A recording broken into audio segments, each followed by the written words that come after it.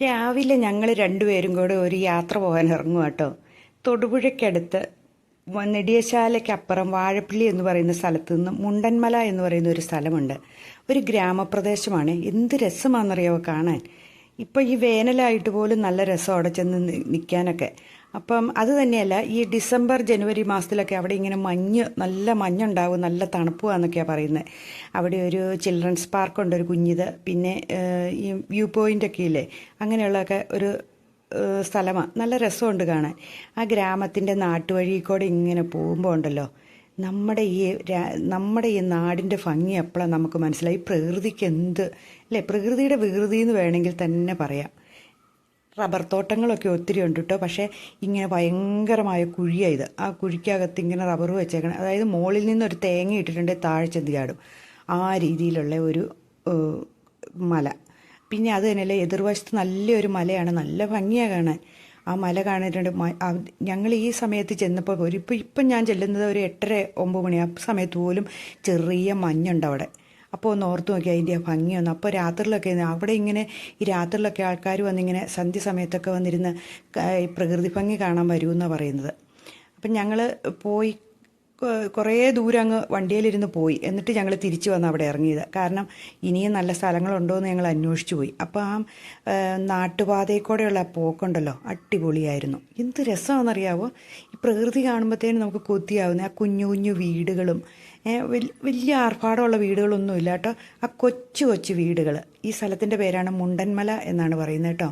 ആ കൊച്ചു വീടുകളിൽ ആൾക്കാരിന്ന് ചക്ക വെട്ടുന്നതും കപ്പ പറിച്ച് ചീമ്പുന്നതും ഒക്കെ ഇങ്ങനെ. ചില വീടുകളിലൊന്നും ആൾക്കാരില്ല, പണിക്കൊക്കെ പോയതായിരിക്കാം, എന്താണോ.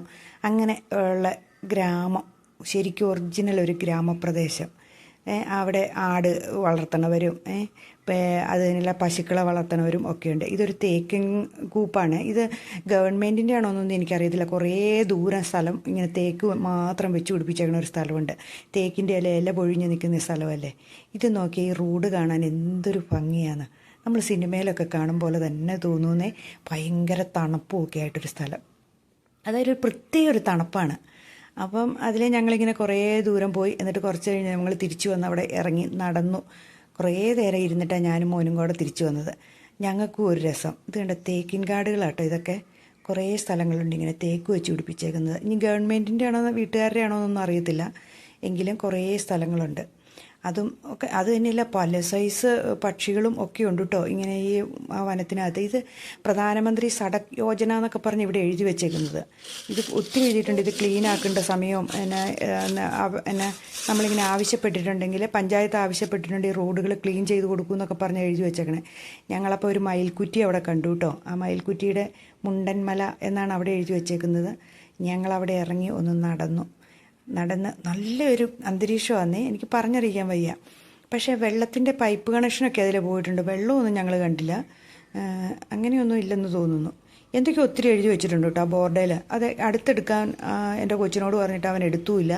അല്ലെങ്കിൽ നമുക്കത് വായിക്കാമായിരുന്നു. നമുക്ക് മനസ്സിലാകില്ലാത്ത രീതി കുറച്ച് ഭാഷകളൊക്കെ എഴുതി വെച്ചേക്കുന്നത്. അതായത് ഇത്ര സ്ക്വയർ ഫീറ്റ്, ഇത്ര വീതി, അത് ഇന്ന സമയത്ത് ക്ലീൻ ചെയ്യണം എന്നൊക്കെ പറഞ്ഞ് ആ റോഡിനെ കുറിച്ച് എഴുതി വെച്ചേക്കുന്നത്. എന്നിട്ട് ഞങ്ങൾ അവിടുന്ന് യാത്ര തുടർന്ന് ഞങ്ങൾ ആ വ്യൂ പോയിൻറ്റിലെ നമ്മൾ പറഞ്ഞ മനോഹരമായ സ്ഥലം എന്ന് പറഞ്ഞാൽ അവിടെ വന്ന് ഇറങ്ങി ഞങ്ങൾ. എന്നിട്ട് ഞങ്ങൾ ആ എന്ത് ഭംഗിയാന്ന് കണ്ടോ, മഞ്ഞ് മൂടി കിടക്കുന്നത്. ഈ ഇത്രയും സമയമായിട്ട് 8:30-9 മണിയായിട്ട് നല്ല മഞ്ഞൊക്കെ മൂടി കിടക്കണം.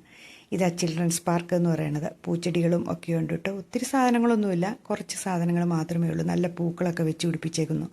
ഇതാണ് വ്യൂ പോയിൻ്റ് എന്ന് പറഞ്ഞൊരു സ്ഥലം. അവിടെ 20 രൂപയാണ് നമുക്കതിന് മുകളിൽ കയറി നിന്ന് കാണുന്നതിനുള്ള. പിന്നെ ഞാൻ എല്ലായിടത്ത് പോയാലും ഇത് കൂട്ട് പുല്ല് കിട്ടും. അതിൻ്റെ പൂവ് ഇങ്ങനെ പറിച്ചിട്ട് ഇങ്ങനെ എറിഞ്ഞു നോക്കും. ചിലത് പോകും കേട്ടോ നല്ല രസത്തിൽ. ഇതങ്ങനെയൊന്നും പോയില്ല. അവനിട്ട് എന്നെ കളിപ്പിക്കുകയും ചെയ്തു. അമ്മയ്ക്ക് എപ്പോഴും ഈ പുല്ല് പറിക്കലേ ഉള്ളൂ എന്ന് ചോദിച്ചോണ്ട്. കണ്ടോ എന്ത് ഭംഗിയാണ്, കണ്ടോ. ഇത്രയേ ഉള്ളൂ.